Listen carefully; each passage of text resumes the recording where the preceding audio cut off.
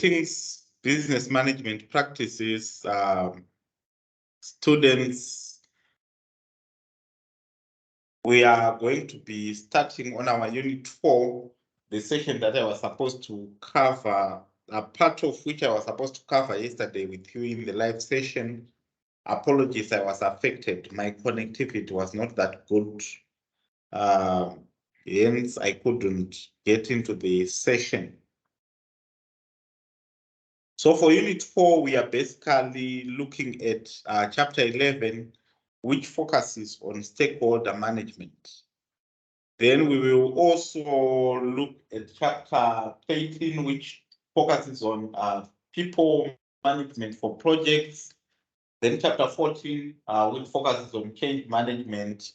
And Chapter 15, which is basically on leadership. Chapter 15, which is basically on leadership. So we'll start with Chapter 11, which focuses on stakeholder management. This is also an important aspect in project management because the success or failure of a project can also be as a result of stakeholders. In simple terms, stakeholders are parties that are interested, be it in an organization, and if we're speaking in terms of project management context, these are parties that are interested in the project itself. So they may be from within the organization that are your internal stakeholders. They can also be external stakeholders, that is from outside the organization. So it is important for project managers to understand the importance of stakeholders and also to know how they can manage stakeholders. Hence the need for stakeholder management. In terms of outcomes, as per the textbook, we ought to be in a position to define what a stakeholder is, using both the broad definition and also the narrow definition. Then your textbook also provides a definition that is recommended. You should also be in a position to identify and explain the various steps in stakeholder management process. Then we'll also look at the notion of conflict within stakeholder management and reflect on how we can resolve conflict. Then we'll also look at the importance of negotiation with stakeholder management. As a way of introduction, stakeholders, whether they are internal or they are external to the organization, is central to the success of the project. Their importance, they are very important as they determine whether or as they can influence the success or the failure of a project. The range and diversity of stakeholders which might affect and indeed be affected by the project is broad. So in simple, the simple definition of a stakeholder, I would say these are parties that may be affected or that can influence the success of a project. But these stakeholders can also be parties that can be affected by the completion of the project or by the project itself. This you see when we finally look at what can be your internal stakeholders, what can be your external stakeholders as examples. So if you are to embark on a project, you may actually realize that the government may be a stakeholder. The government may be a stakeholder. They may be interested in your project. They may want to know why it is important? Why are you doing it? How will it benefit people? What will the government benefit from it? Then your employees may also be stakeholders because they will be affected and they are interested to know many things pertaining to the project. They can influence the success of that project. They can also be affected by you accepting a particular project. The customer, the one that you are actually serving and running the project for or managing the project for, can also be seen as a stakeholder or is actually an example of a stakeholder. Then competitors, those that would also have wanted to manage that particular project, they are also stakeholders. We also have the public. For example, if you are involved in a project or if you are managing a project whereby you are constructing a road, you may realize that it will affect other people like the public. It may also be influenced by other people who are also the public. So they may call for such a project, or in some instances, they may actually be affected, be it positively or negatively, by such a project. There are also activists who may be as individuals, groups, communities. Those are also seen as stakeholders, or those can also be examples of stakeholders. Your textbook actually lists those under social action groups. Then investors, those who may put money into the project, are also examples of stakeholders in project management. We also have suppliers. Then you can also look broadly at the community at local level or at global level. That is the people generally. And whenever we speak of stakeholder management, particularly in business management, we also think of the environment. Our relationship with the environment, how we relate with the environment, and how we may actually ensure that we do not damage the environment. So those that look at issues to do with sustainability also know that when we look at the 3 Ps, planet is one of those, in addition to the people and also the profits. So in some instances, the environment itself should also be considered when running projects. So having shared these examples, you actually see that these stakeholders may be very different, with different interests, different views. So the way we manage them, or the way we ought to manage them as project managers, can actually make it a bit complex, because people themselves are different. But in this case, or in these cases where we manage projects, when they come as stakeholders, they also have different interests.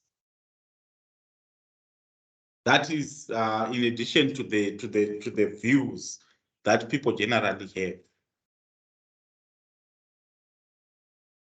This is largely determined by the nature of the project and industry, which further complicates it, because we run projects by their very nature, they are unique.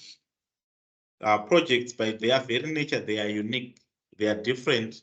So that makes it the range and the diversity of stakeholders actually far broader. And also it includes players who are both internal as well as external to the organization. For project managers, it is important to manage stakeholders to ensure that their value is effectively harnessed. These are people with different interests, and if you are managing a project, you should ensure that at least you are meeting their expectations. If they are shareholders or if they are employees, you are also satisfying whatever that they may actually need. Not whatever as in saying forget the project objectives, forget the project targets, and start to satisfy each and every stakeholder's expectations. But there is need to at least show concern and show that you are trying to also consider them and satisfy their own expectations. But as a manager, you don't need to forsake or to sacrifice the actual objectives of the project.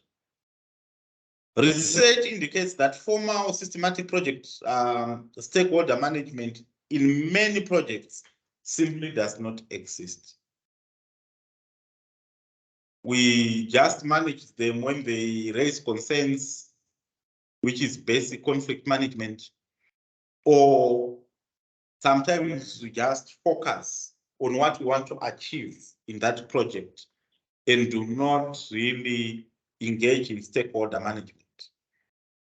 Stakeholder management also includes stakeholder engagement, where you can actually identify the stakeholders and try to communicate or to engage them formally, to also share views with them, understand what they think, understand what they expect from you as project managers when you are running a particular project.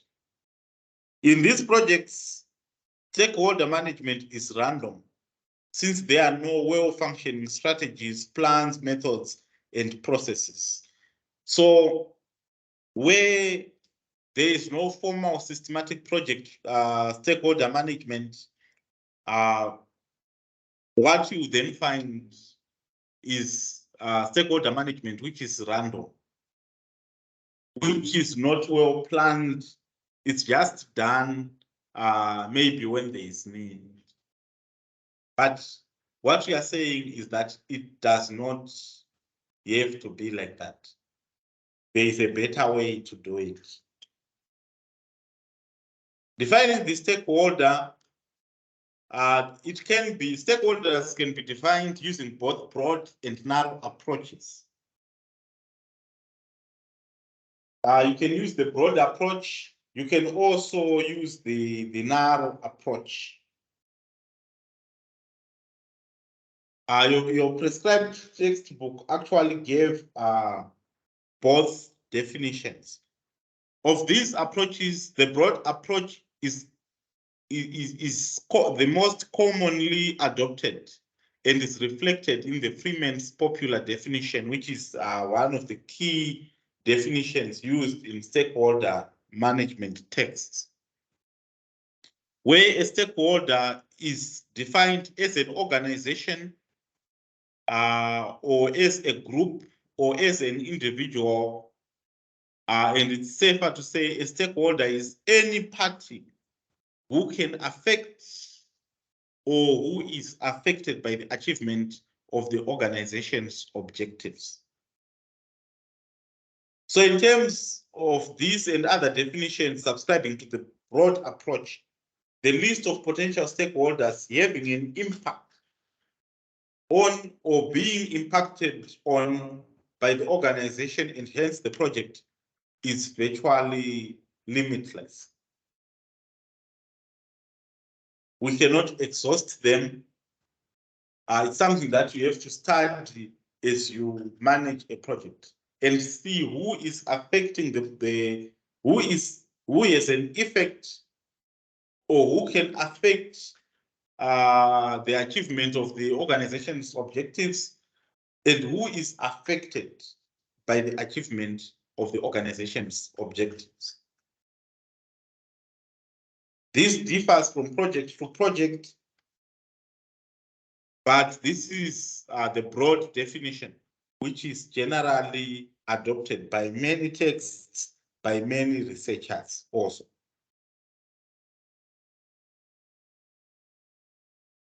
When defining stakeholders, it is important to take account of these different approaches because there is also the narrow definition. There is also the narrow definition of a stakeholder. Let me just look at your textbook. I think it's on page 318, where they also showed sort of the narrow definition, how these stakeholders can be defined using the narrow approach. So alternatively, that is alternative to the broader approach, stakeholders can also be defined according to the risk relationship that they have with the organization, a particular legal relationship that they have with the organization, or the moral claims that they may have to the organization.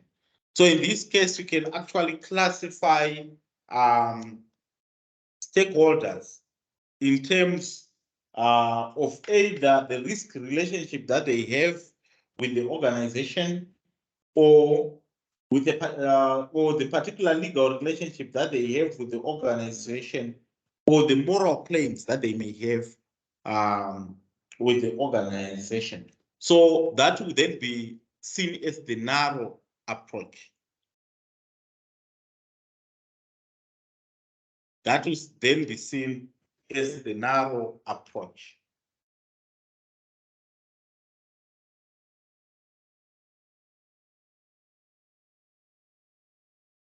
Okay, this particular slide basically just shows examples of potential stakeholders in the project environment. I think we may have highlighted them also as examples of stakeholders when we started, where we have the government and how they may be interested, the employees, how they may also be interested, customers, competitors, the public, investors, social groups, social action groups, suppliers, the environment, and communities, both at local level and at global level.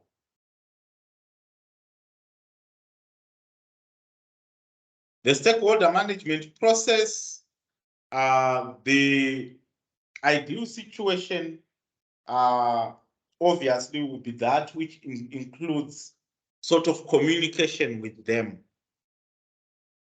So the process to manage stakeholders does not have to be complex. It has to be easier to follow, easier to understand.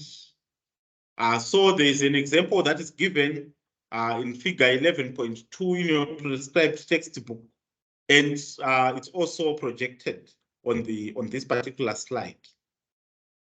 So as illustrated on figure 11.2, stakeholders need to be identified before the project manager can analyze their expected relationships with the project. You need to at least understand them in step one. Be able to identify them. Who are they? Are they internal? Are they external? But who are these stakeholders? Then after identifying them, that's when you can then try to analyze stakeholder relationships. That's when you can then think of that narrow definition of a stakeholder. Then you can proceed to analyze the relationships that they may have with the organization.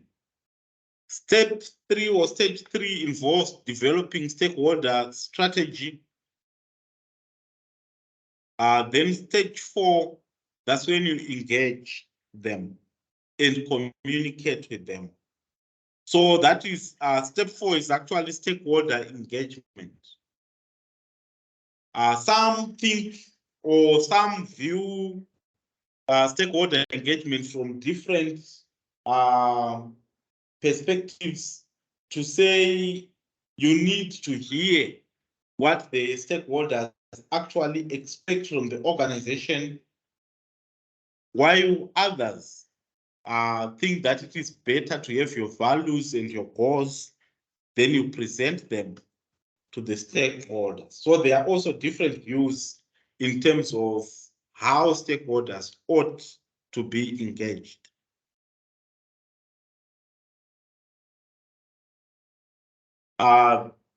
Step one basically is explaining that before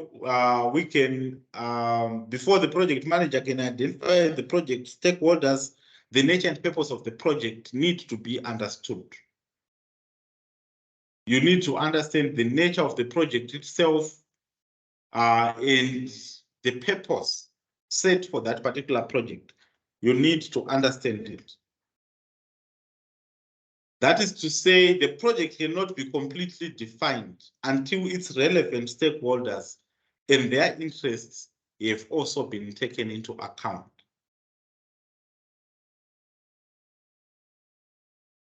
So there is also need to understand stakeholders. Once you know the purpose and nature of the project, there is also need to quickly understand the stakeholders. That is to say, this is the project that we want to embark on. This is what we want to achieve. Then there is also need to think of who can affect the success of this project and who can be affected by the achievement of the objectives for this particular project.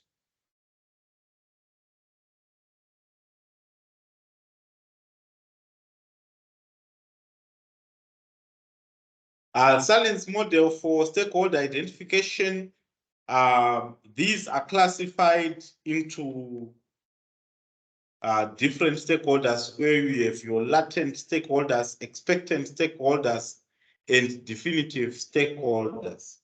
And these are also based on the extent of power and relationships that these stakeholders may actually have with the organization.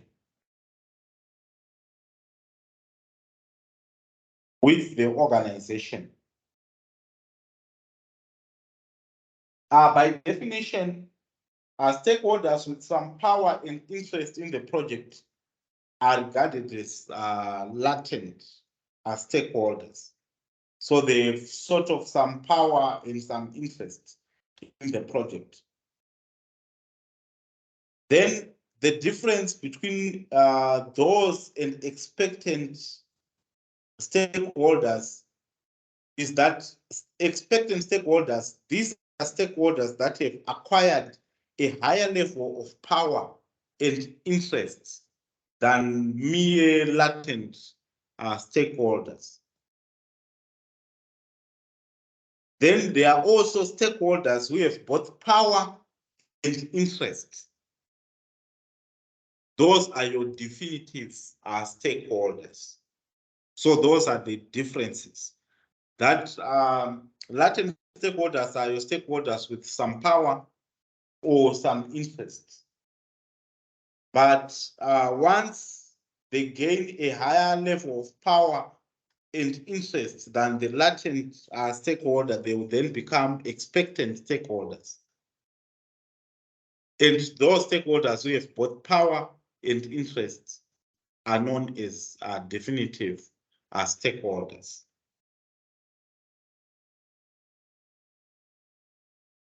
So a stakeholder will be regarded as increasingly important based on their ability to influence the outcomes of the project and their opportunity and willingness to act on their influence. So they become more important. So in terms of the Salience model, the latent stakeholders are the least important.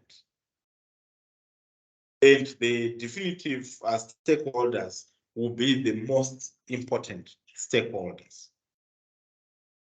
That is based on this particular model.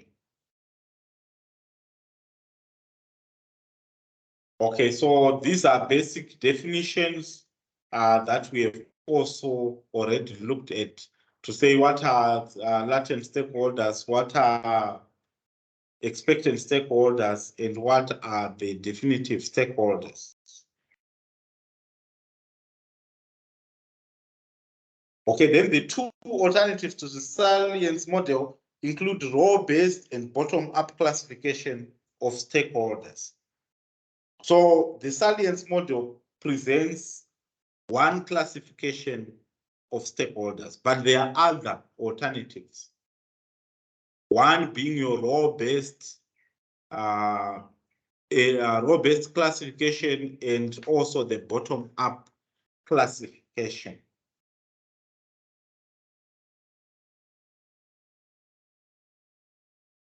The role-based classification, it's actually gaining popularity. It implies categorizing stakeholders according to the role that they play or that they are actually expected to play in the project. A useful role-based framework that was originally developed to identify stakeholders is an innovation context, but can easily be adapted to the project context. It uses 4 roles to identify potential stakeholders. So if you also refer to the prescribed textbook on table 11.1, you will see that these stakeholders you can classify stakeholders using the role-based classification where there are 4 roles.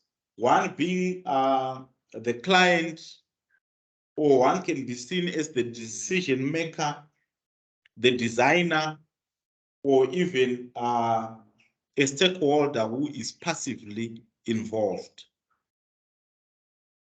If you then take time to go through your prescribed textbook, these are actually defined or described. And your client is just seen as someone or a party whose purposes are being served through the project. Then a passively involved stakeholder is affected by the outcome of the project without being able to influence the outcome. They can't influence the outcome themselves, but they are affected.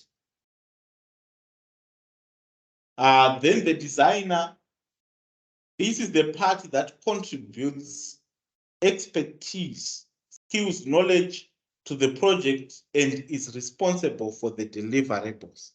So this is in some cases where you as project managers actually fit, where you are the designers.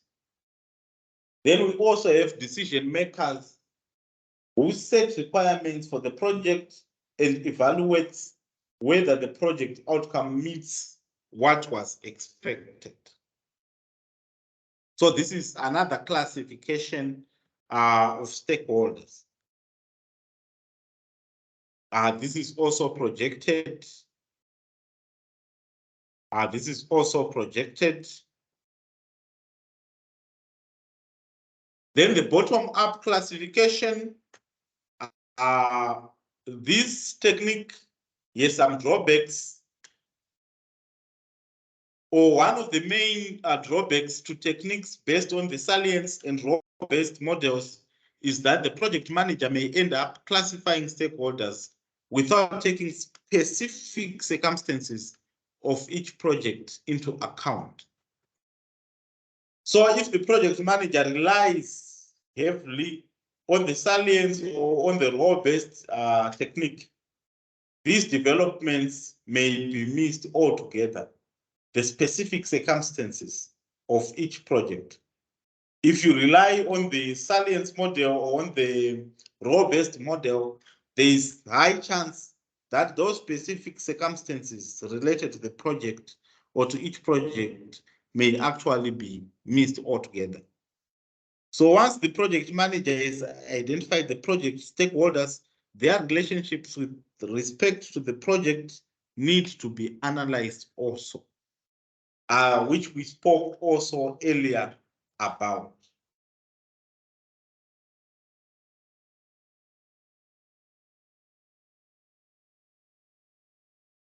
Then step 2, we analyze stakeholder relationships depending on whichever model that you choose to adopt. You analyze the relationships, the stakeholder relationships.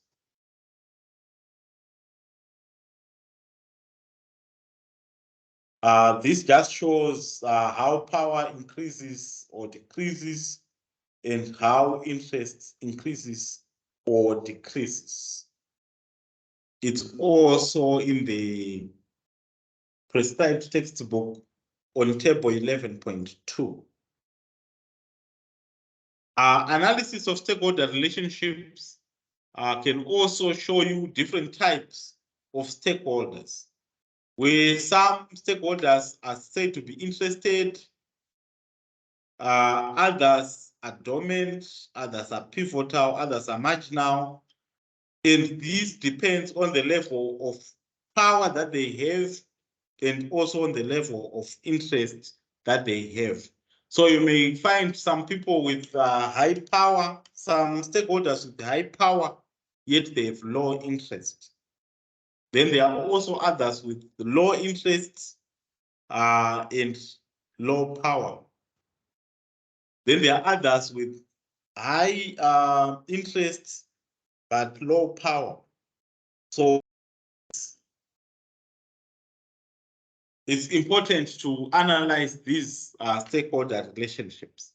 They also help you to see how different parties are affected.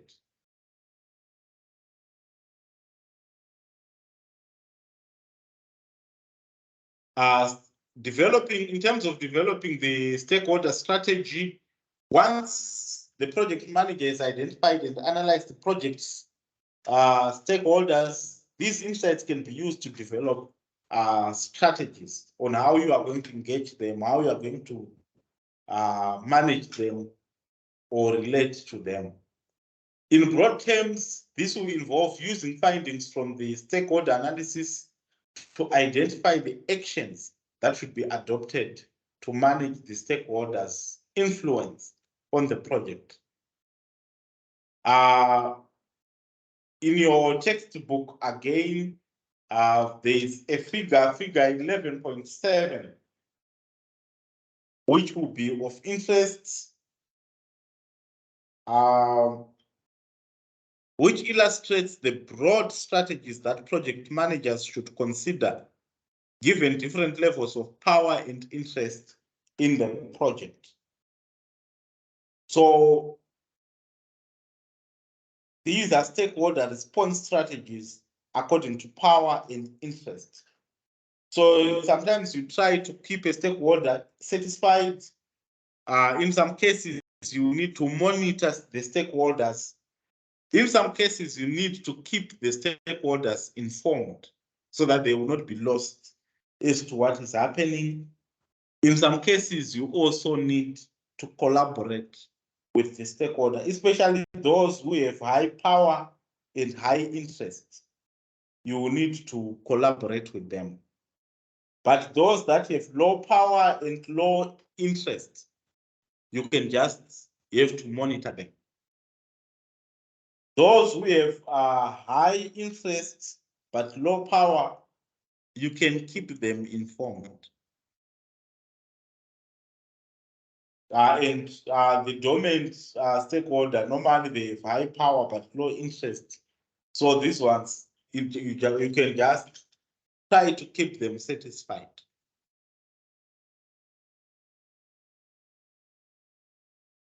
So that is what is also reflected on figure 11.7, which is projected on the slides, and also it's also in your textbook.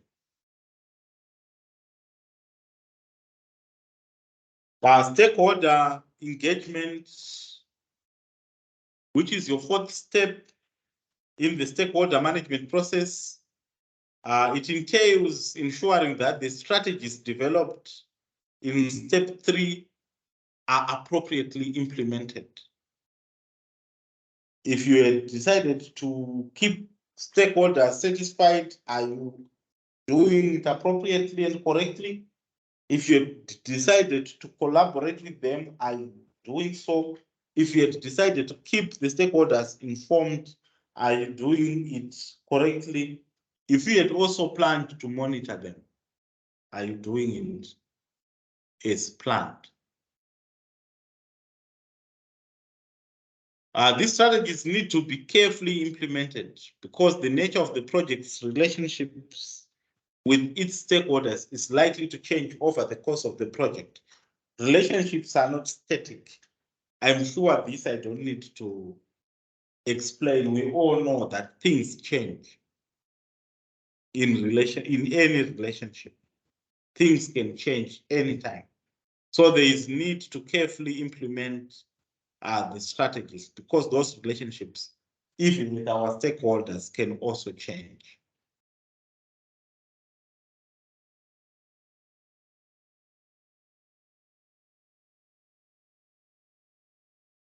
This often require project manager to revise earlier steps that you will also find in figure 11.2 of the prescribed textbook to ensure that the stakeholder strategies remain relevant to the needs of the projects.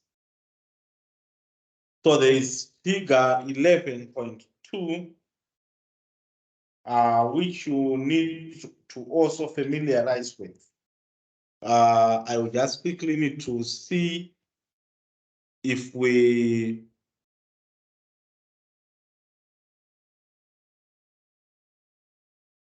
okay. Let me quickly speak to that figure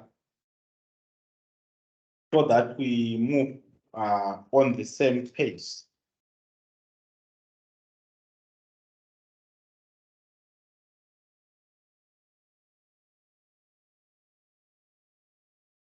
Okay, so figure 11.2, it's that figure that we was focusing on the stakeholder management process.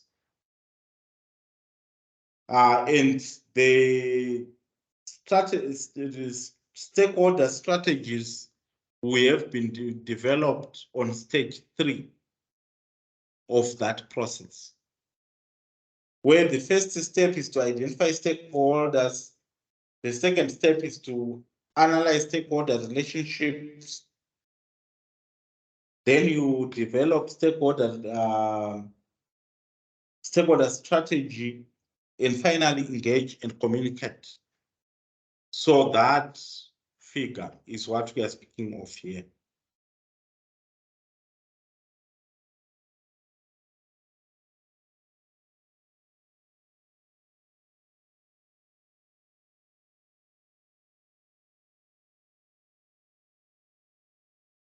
We move on to conflict management and negotiation. A central part of engaging with stakeholders is the effective management of conflict between the stakeholders. And this conflict can also arise between stakeholders and the project managers. Conflict within the project management context is seen as inevitable, given not only the very real resource constraints faced by project managers, but also the fact that stakeholders are different and they have different interests. They are just diverse with diverse interests. Conflict at the same time is an inevitable consequence of change brought about by projects. So there is bound to be conflict. And as a project manager, you are bound to have the abilities to deal with conflict when it arises. In terms of conflict, it is important to distinguish between functional and dysfunctional conflict. And this is easily or clearly defined here. To say functional conflict is that conflict which is considered necessary and crucial for the functioning of any organization or any project. The functional conflict is characterized by a healthy level of dissent, constructive criticism, and debate. It highlights areas of potential improvement in an organization. It encourages innovative behavior while simultaneously discourages complacence. But there is also this functional conflict, which does not help anyone. This functional conflict originates when differences between stakeholders start impacting negatively on the project. Normally, that it's when conflict starts to become disproportionate and it is no longer conducive to project performance and the realization of the project objectives or outcomes. There are also a number of techniques that will need to be used to deal with dysfunctional conflict in a project or in an organization. So there is mediation and arbitration. These two are different from human resources management. Then there is also negotiation. You can also use the withdrawal technique or just acceptance. You can also use avoidance, where you just avoid conflict. You can compromise. You can also use coercion.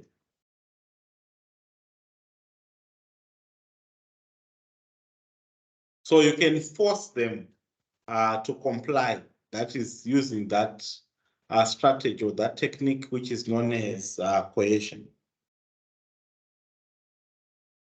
You can also use subordinate goals.